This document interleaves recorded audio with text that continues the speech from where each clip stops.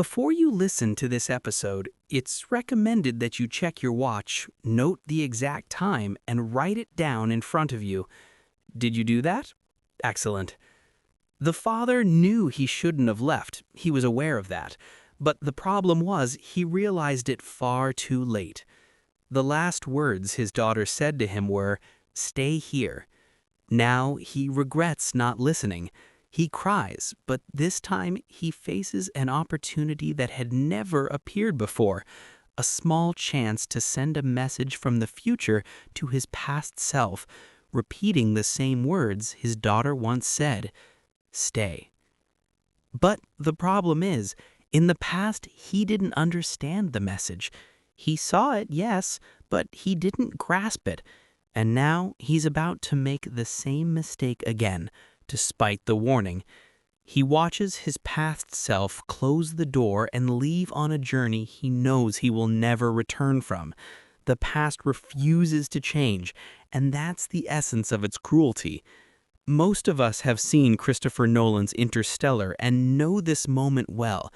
It's emotional, powerful, because it reminds us of those times in our lives when we wished we could turn back time and fix our mistakes. But unfortunately, there's still no evidence that this is possible, nor any sign that it will ever be. Stephen Hawking once said that even if time travel were theoretically possible, time would always correct itself. We would repeat the same mistakes no matter what we tried to change.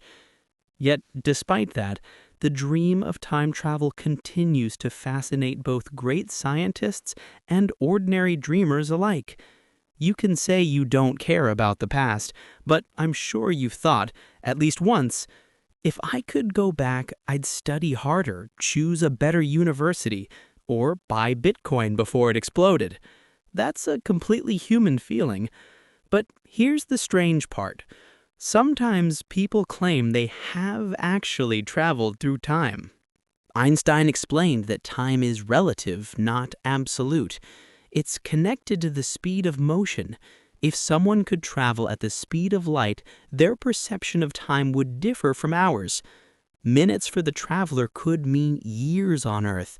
Everyone they knew would age, while they remained the same. But we don't have to go that far. Sleep itself is a kind of time travel. You close your eyes, then suddenly wake up in the future. Hours, even days might have passed for the world around you. And what about those who fall into comas for months, even years, then wake up in a different world? Time travel stories are ancient, older than modern science fiction. Before machines or technology, people imagined falling asleep and awakening in another century. They believed dreams, spirits, or divine forces could move them through time.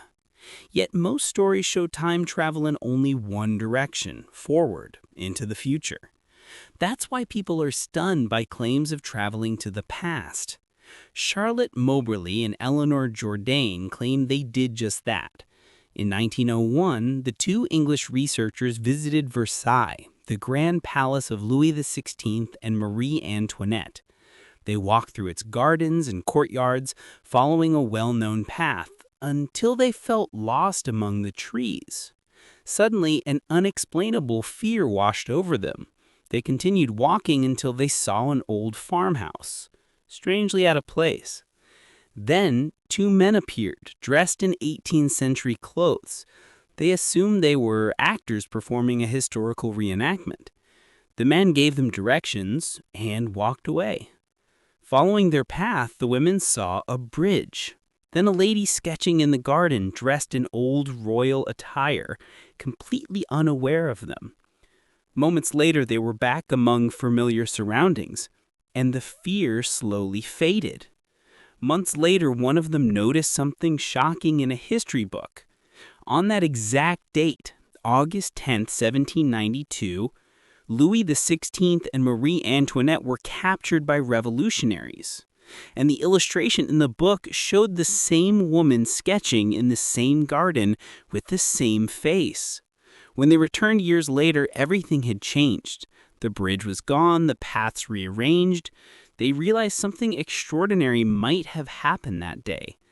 Had they somehow slipped into the past or experienced Marie Antoinette's final emotions echoing through time? Skeptics called it a fantasy or maybe a ghostly encounter, but others saw it as retro-cognition, the phenomenon of reliving moments from the distant past. Stephen Hawking once argued that if time travel to the past were possible, we'd already met travelers from the future. But some reply, who said we haven't? Around the year 2000, a man named John Titor appeared on an obscure website called the Time Travel Institute. He claimed to be a soldier from 2036, sent back to recover an old IBM 5100 computer to prevent a future catastrophe. His posts were filled with complex technical details many later confirmed to be accurate. He predicted China's first astronaut, the Mad Cow outbreak, but also a U.S. Civil War in 2004 and a World War in 2015, which never happened. Then, as suddenly as he appeared, he vanished. His story inspired endless debates and revived one chilling idea, the butterfly effect. Half science, half fiction, the butterfly effect suggests that even the smallest change in the past can create a new timeline. For example, if you traveled back to 1900 and convinced Hitler's parents to send him to Egypt to study archaeology, your timeline would remain unchanged, but you'd create another where World War II never happened. So, could time travel ever escape fiction and become science? Physicist Ronald Mallett has spent his life chasing that question. After losing his father in 1955, he found comfort in H.G. Wells' The Time Machine. He dreamed of going back to see his father again, or maybe save him. That dream led him to study physics, earn a PhD, and dedicate his career to Einstein's theory of relativity. Another physicist, Frank Tipler, proposed a rotating cylinder spinning at billions of revolutions per second, a time corridor. Mallett admired the theory but knew it was impractical, so he adapted it. Instead of a giant cylinder, he used lasers, light spiraling around itself, to theoretically bend space-time. His model couldn't send people back, but maybe messages. If true, it could let us warn the past about disasters before they happened. But there was a catch. Messages could only go back as far as the moment the machine was created. Meaning, even if it worked, Mallett could never see his father again. Time travel raises paradoxes too. What if you prevented your grandparents from meeting? Would you still exist? What came first, the chicken or the egg? Or what if you gave Shakespeare his own idea for Hamlet? Who truly created it then?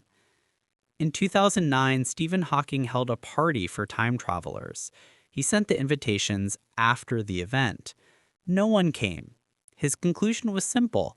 If time travel to the past were possible, someone would have shown up. Still, as Hawking said, science never closes a door completely. Traveling forward in time, however, is possible. Einstein proved it. The faster you move, the slower time passes for you. Every one of us right now is traveling into the future, second by second. So check your watch again. A few minutes have passed since you began listening. Welcome to the future.